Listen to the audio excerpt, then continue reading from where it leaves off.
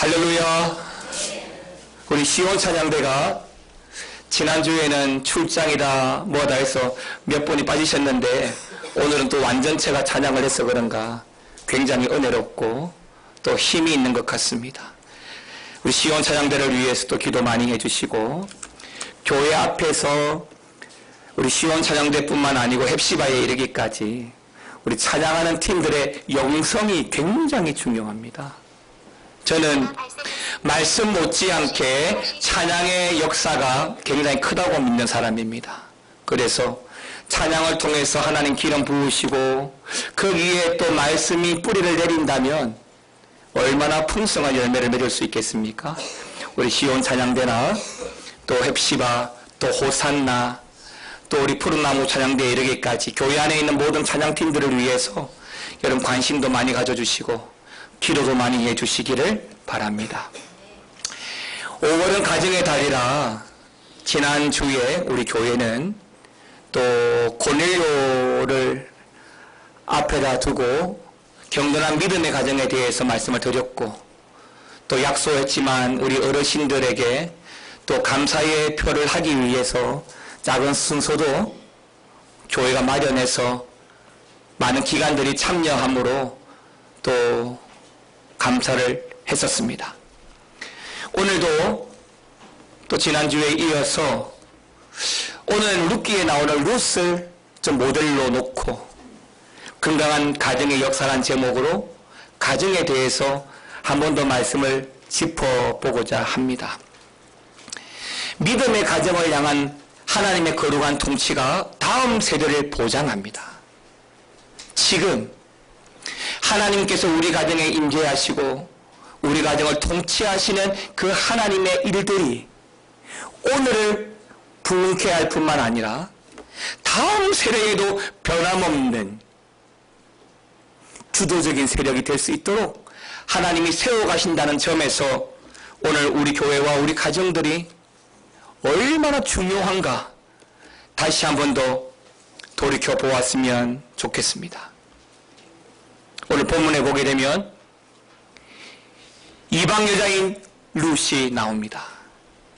그런데 오늘 본문에 보니까 그 사건의 전개가 어떻게 시작되냐면 룻이 남편도 죽고 자식도 없이 자기의 고향을 떠나온 시어머니 나오미를 따라서 그 어머니의 고향인 베들레헴으로 향하여 자신의 희생과 수고로 말미암아 무너질 위기에 놓여있는 가정과 가문을 다시 일으켜 세우는 그 내용들이 오늘 본문에 기록이 되어져 있습니다.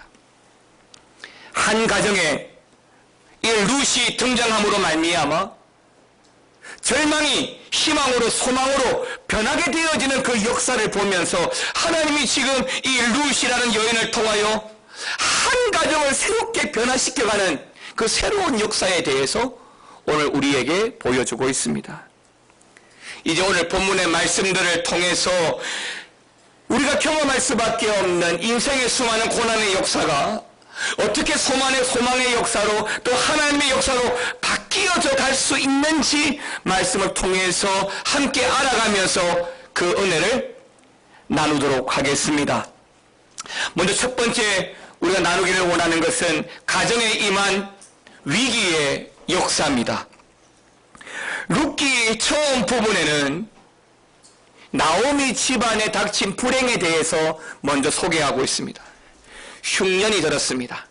흉년이 들어서 부득불 지금까지 살아왔던 고향을 등지고 모압이라고 하는 생존부지의 이방 땅으로 가게 되었습니다. 성경은 고향과 본토와 친척을 떠난 경우가 많았습니다. 그런데 하나님에 의해서 고향을 떠나가게 하실 때 주로 사용되어진 도구가 흉년이었습니다. 먹고 사는 문제였습니다. 즉 먹고 살기 위해서 부득불 고향을 떠났지만 거기에는 하나님의 섭리가 있다는 것입니다. 먹고 사는 문제 정말 중요한 문제입니다. 이 때문에 얼마나 많은 사람들이 낙심하고 심지어 포기하고 살아갑니까? 그런 어려운 지경에 놓여있는 그 암담한 현실을 통해서 우리가 바라보고자 하는 것은 하나님의 역사입니다. 그런 위기와 고난 속에서도 하나님이 어떻게 역사하시는지를 우리가 알아가기를 원하는 것이죠. 예, 오늘 본문도 그 흉년 때문에 모압으로 가게 됩니다.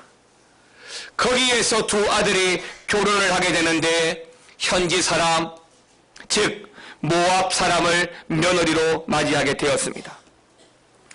그 모압 지역에서 약 10년을 살고, 그리고 나름은 그 10년 동안 특별한 문제 없이 잘 살았으나 어느 날 벼랑간 나오미의 남편이 죽고 나오미의 두 아들마저도 죽게 되었습니다.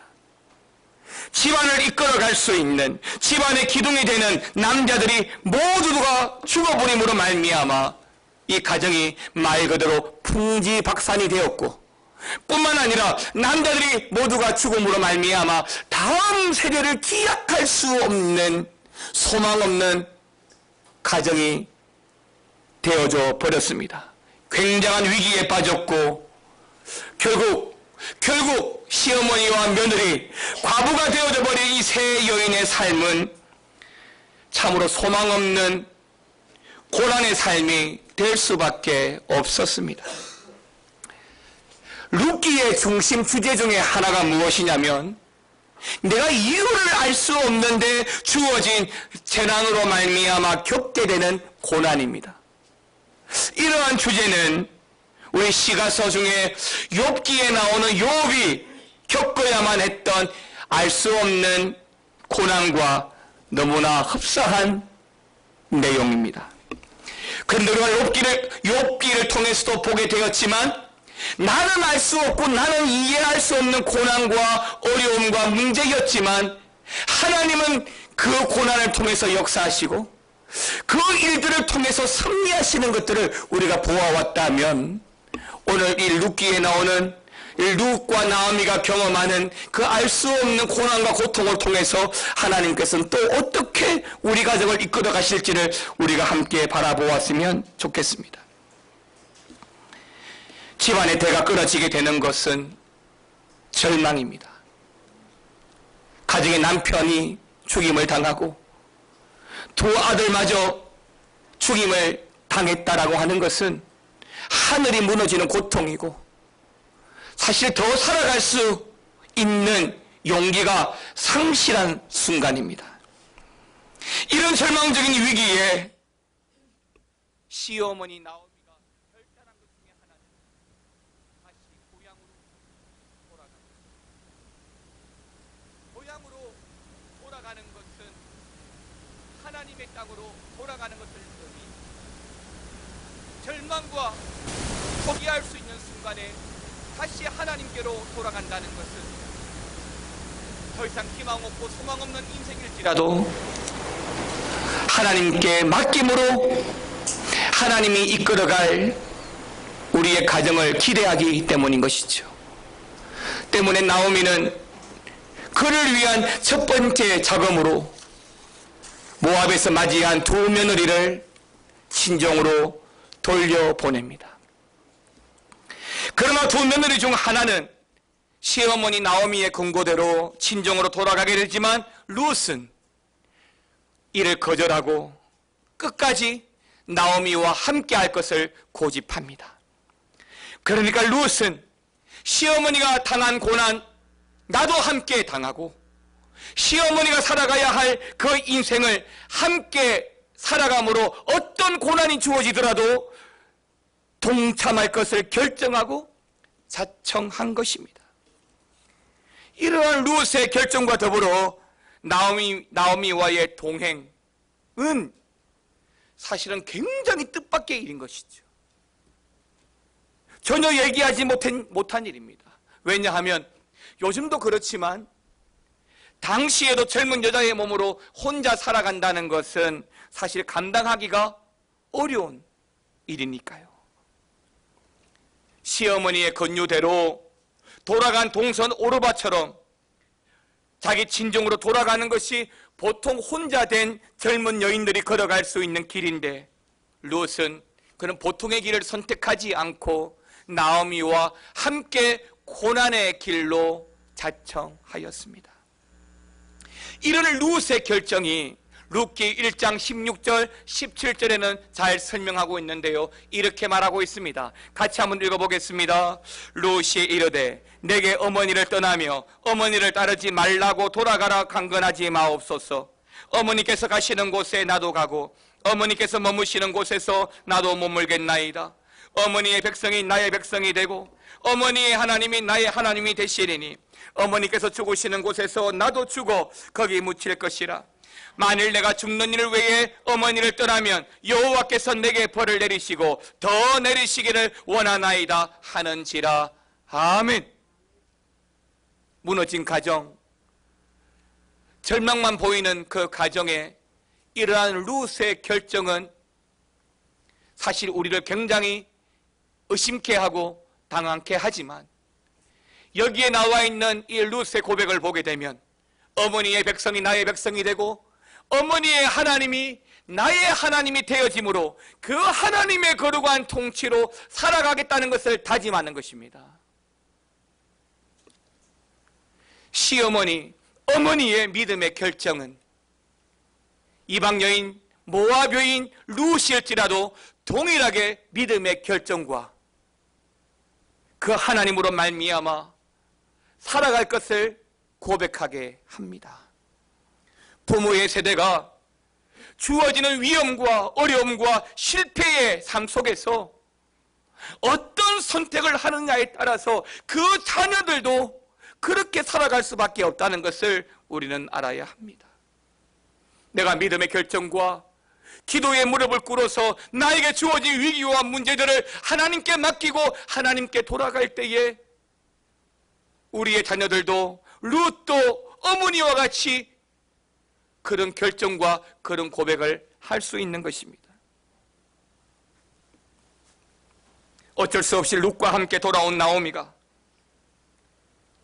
그래도 고향 사람들이 10여 년이 지났지만 이 나오미를 알아보고 그 사람들이 반가이 이 나오미 가족들을 맞이해 줍니다. 그런데 그 베들레헴 고향의 사람들은 나오미를 굉장히 반갑게 맞이해 주는데 그들에게 나오미가 뱉은 말이 무엇인지 아십니까? 탄식입니다. 그 나오미의 탄식을 들어보면 그 나오미가 지난 10여 년 어떻게 살아왔는지 알 수 없지만 얼마나 만났는지 짐작할 수 있습니다. 그 고백이 1장 20절에 나오는데 나오미는 이렇게 말합니다. 나를 나오미라 부르지 말고 나를 마라라 부르라. 이는 전능자가 나를 심히 괴롭게 하셨음이니라. 나오미는 나의 기쁨이라고 하는 뜻을 가지고 있습니다. 근데 이 나오미가 자신을 맞이해 주는 마을 사람들에게 기쁨이라고 나오미라고 부르지 말고 마라, 쓰라린 하늘 품은 자란 뜻의 이름에 마라라고 불러달라고 말합니다.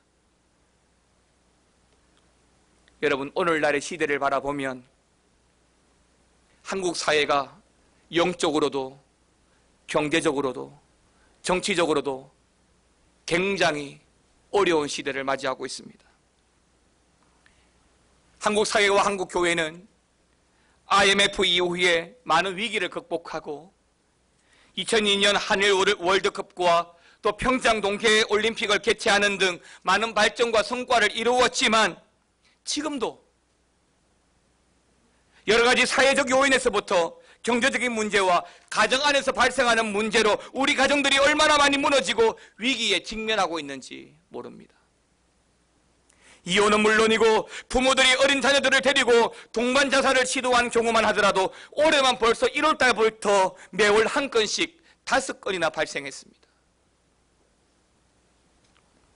이러한 상황들을 보면 그 가정들이 왜 그렇게 극단적인 선택을 하였을까? 어떤 위기와 어떤 아픔과 어떤 갈등이 있었기에 그렇게 했을까? 오늘 본문에 나오는 나오미처럼 아무런 소망도 없이 그냥 포기하고 살아야만 했던 나오미처럼 그렇게 힘없어 보이기만 합니다. 이럴 때 우리는 어떻게 해야 될까요? 이럴 때 믿음으로 살아가는 우리들은 어떤 결정을 내려야 될까요? 사랑하는 성도 여러분, 다른 방법이 없습니다. 하나님을 찾아야 합니다. 하나님께로 돌아와야 합니다. 오늘 나오미가 불행을 겪고 위기와 아픔을 겪었지만 다시 베들레헴으로 돌아오는 것처럼 우리는 하나님께로 돌아와야 합니다. 하나님의 역사는 나와 우리 가정에 주어진 위기와 절망과 어려움을 통해서 맨 밑바닥에서부터 탄식하며 울부짖을 때에 역사하십니다. 나의 고통과 더불어 하나님께 부르짖는 그 소리에 우리 하나님께서 역사하십니다. 왜 어려움과 고통 가운데도 하나님께로 돌아와야 된다고요? 그 고통과 그 고통의 부르짖음을 하나님께서 들으시기 때문입니다. 조금 더 읽었던 1장 17절에서 나오미는 여호와께서 내게 벌을 내리시고 더 내리시기를 원하나이다 라고 루시 고백을 합니다. 그처럼 내가 벌을 받는 것도 하나님께 붙잡혀 있고, 앞으로 우리의 가정이, 우리 교회가 더 발전하고 세워지는 것도 하나님께 있다고 믿는다면 하나님을 찾고 하나님께 돌아와야 합니다. 사랑하는 성도 여러분, 하나님은 우리가 고난에 처해 있을 때에 그 고난의 자리에까지 내려오셔서 우리 가정을 붙잡아 주시고 우리를 그 고난의 자리에서 건져주시는 은혜가 있는 줄 믿으시기를 바랍니다. 두 번째는 가정에 임한 하나님의 구원의 역사가 있습니다. 위기가 있지만 그 위기는 때때로 하나님의 그 구원의 역사를 경험하는 통로가 됩니다. 우리 가정들이 얼마나 많이 무너지고 위기에 직면하고 있는지 모릅니다. 그러나 룻을 보면서 하나님께서 어떻게 인도해 가시는가를 우리가 보게 되는데, 오늘 본문에서 보게 되면 룻이 어머니 나오미와 함께 모압을 떠나서 베들레헴으로 돌아와서 처음 만난 사람이 누군지 아십니까? 보아스입니다. 보아스의 밭에서 이삭을 줍게 됩니다. 물론 보아스의 밭에서 이삭을 줍는 것은 끼니를 해결하기 위한 수단이었지만 거기에서부터 하나님의 역사가 시작되고 있습니다. 한 가정을 향한 구원의 역사가 거기에서부터 시작됩니다. 보아스는 자기의 밭에서 떨어진 이삭을 줍는 룻을 보았습니다. 그리고 그 룻에 대해서 들었습니다. 그리고 그 룻이 어떠한 수고와 인생을 살아왔는지에 대해서도 알게 되었습니다. 때문에 보아스가 그 룻을 향하여 2장 11절 12절에 이렇게 말합니다. 같이 한번 읽어보겠습니다. 보아스가 그에게 대답하여 이르되 내 남편이 죽은 후로 내가 시어머니에게 행한 모든 것과 내 부모와 고국을 떠나 전에 알지 못하던 백성에게로 온 일이 내게 분명히 알려졌느니라. 여호와께서 내가 행한 일에 보답하시기를 원하며 이스라엘 하나님 여호와께서 그의 날개 아래에 보호를 받으러 온 내게 온전한 상 주시기를 원하노라 하는지라. 아멘입니다.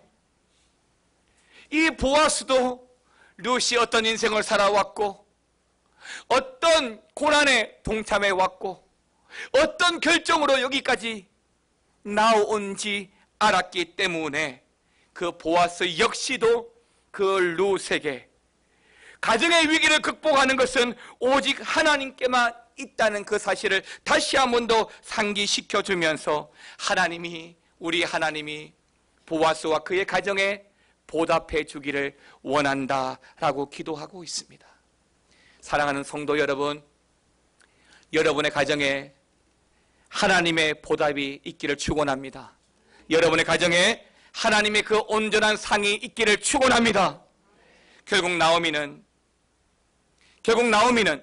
보아스가 룻에게 보여준 또 말하고 있는 이런저런 모습들을 보면서 알게 되어진 것이 이 보아스가 자기의 가까운 친족인 것을 알게 되고, 또 이 보아스가 남편 두 아들이 죽은 이 가정에 기업을 물을 자로 하나님께서 보내주신 것을 알게 되었습니다.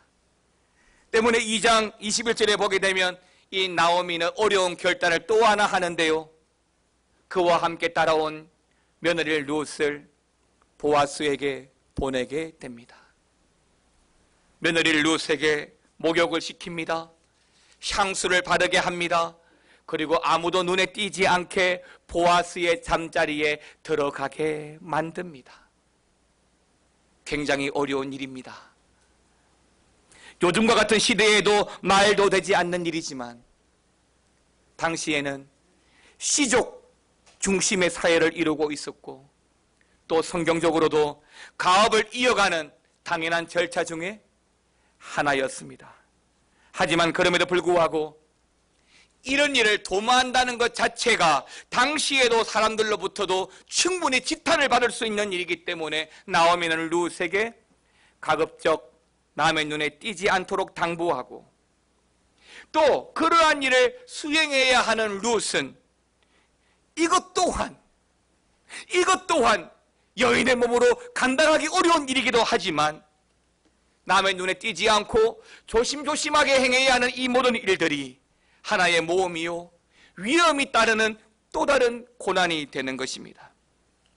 그러나 룻이 나오미의 말대로 자기를 희생하고 고난에 동참해서 결국 어머니의 말대로 보아스에게 들어감으로 끊어질 가정, 위기에 무너질 그 엘리멜렉의 그 가문을 다시 살리고 그 가정이 지속적으로 메시아의 가정으로 이어갈 수 있도록 하나님께서 이끌어 가시는 것을 볼 때에 때때로 우리의 고통과 고난, 때로는 수치스러움들도 하나님께서 하나님의 역사의 도구로 사용하시는 것을 우리가 보게 되는 것이지요. 그리고 보아스도 그렇게 찾아온 그 룻에 대해서 질타를 하거나 나무라지 않고 룻기 3장 10절 11절에 보게 되면 그를 복받을 여인으로, 현숙한 여인으로 말해주고 있습니다. 때문에 보아스는 모든 사람들 앞에서 법적인 절차를 밟아서 그 룻을 자기 아내로 맞이하게 되고, 또 장로들을 세워서 이 일에 증인 삼아 룻을 축복하고 있는 것을 우리가 보게 됩니다. 사랑하는 성도 여러분, 하나님의 일은 우리가 다 알 수 없습니다. 기왕이면 고난이라고 하는 것, 내가 싫어하는 수치심이라고 하는 것, 그런 것은 좀 주지 않고 하나님의 일들을 이루어갔으면 좋겠는데, 왜 하나님은 그러한 것들을 도구로 쓰셔서 나와 우리 가정을 이끌어 가시는지 사실은 의문스러운 부분도 있지만, 그러나 확실한 것은 어떤 순간에도 내가 주님을 바라보아야 될 영적 시선을 멈추지 않고 하나님을 붙들고 하나님 앞에 예배자로 살아갈 때에는 그의 결과를 붙드신다는 것을 우리는 알 수 있다는 것입니다. 여러분, 룻기 4장 11절 4장 12절 말씀을 같이 한번 읽어보겠습니다. 시작. 성문에 있는 모든 백성과 장로들이 이르되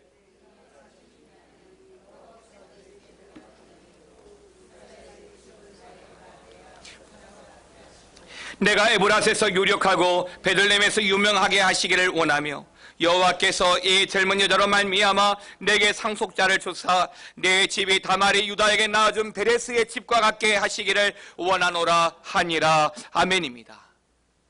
여러분, 이 11절 12절에 나오는 라헬, 레아, 그리고 유다의 며느리 다말, 사실은 이 여자들이 다 예수님의 족보에 있는 사람들이고, 또 여기에서 이들을 언급하는 것은 무지한 이스라엘 가문, 끊어질 그 민족들의 대를 이어준 사람들이 이 라헬과 레아요, 그리고 유다 가문을 일으킨 며느리 다말과 같은 동일한 선상에서 오늘 본문의 룻을 보고 있다는 것입니다. 다시 말하면 룻의 역할이 끊어질 신앙의 정체성, 우리 믿음의 가문에 그 영적 계보를 이어가는 중요한 역할이라는 것을 잘 보여주고 있습니다. 결국 13절에서 롯은 결혼하여 아들을 낳는데요, 근데 성경이 좀 이상합니다. 분명히 룻이 보아스를 만나서 결혼을 해서 아이를 낳았는데 사람들이 그 룻에게 가서 축복을 하고 축하를 하는 것이 아니라 나오미에게 가서 축하를 하고 축복을 합니다. 그렇습니다. 아들을 낳은 것은 룻이지만 사람들은 이 나오미가 아들을 낳았다고 노래하고 있습니다. 처음 나오미가 모압에서 떠나올 때, 모압에 들어갈 때, 그리고 모압에서 떠나올 때 사실 나오미는 그저 탄식뿐이었습니다. 4장 앞절까지 나오미의 탄식은 크게 세 가지로 나오게 되는데, 하나는 고향을 떠날 때 가지고 갔던 모든 것을 잃어버리고 빈손으로 돌아왔던 첫 번째 탄식과, 또 하나는 기쁨을 뜻하는 나오미 대신에 자신의 이름을 마라라고 불러달라는 두 번째 탄식, 세 번째는 하나님의 진노로, 하나님의 징벌로 아무런 희망도 없다는 그 탄식, 이 탄식이 나오미의 탄식이었습니다. 그런데 룻이 결혼을 하고 아이를 낳자 나오미의 이런 탄식이 하나하나 변화되기 시작합니다. 빈손이었던 그녀에게 보아스가 보내준 곡식이 담겨지고, 자녀를 잃은 그 빈손인 이 나오미의 손에, 그의 품에 나오미의 손자가 안기면서 나오미의 대를 이어가는 기업 이을 자가 되게 했던 것입니다. 때문에 룻기 4장 15절은 이 나오미를 위해서 축복하고 나오미를 위해 노래합니다. 룻기 4장 15절입니다. 이는 내 생명의 회복자이며 내 노년의 봉양자라. 곧 너를 사랑하며 7 아들보다 귀한 내 며느리가 낳은 자로다 하니라. 할렐루야. 여러분, 룻이 얼마나 귀하다고요? 누구보다 귀하다고요? 7 아들보다 귀하다고요. 여러분, 7이 제가 무엇을 의미한다 그랬죠? 완전한 거예요. 완전한 아들이, 퍼펙트한 아들이, 사람들이 다 인정할 만한 아들이 7명이나 있어도 며느리를 룻보다 못하다는 거예요. 즉, 이 룻이 낳아준 자가 누구라고요? 그가 나오미에게 봉양자가 되고, 룻이 낳아준 이 아이 때문에 나오미는 회복하게 되었다라고 하는 것입니다. 희망이 없던 나오미에게 희망이 생겼습니다. 룻은 이 기쁨의 자리에 주인공이지만 조연으로 슬며시 물러납니다. 그리고 그의 어머니 나오미만 드러내죠. 이런 일들을 바라보면서 이 땅에 십자가 지시기 위해서 오신 예수님, 십자가로 말미암아 말할 수 없는 고난을 선택해서 자청하심으로 십자가로 들어가신 주님, 그러나 십자가를 지시고 난 이후에는 말없이 무덤으로 들어가셔서 그저 아버지의 영광만 하늘에서 이루어진 것처럼 이 땅에 이루어지기를 소망하셨던 주님처럼, 오늘 본문의 이 룻도 자신의 고난과 자신의 그 결정과 자신의 수고에도 자신을 드러내지 않고 그저 어머니, 나의 기쁨이라는 그 어머니의 기쁨의 자리를 물려주고 떠났던 이 룻의 모습은 마치 이 땅에 오신 예수님을 예표하는 모습이라고 우리에게 보여주고 있습니다.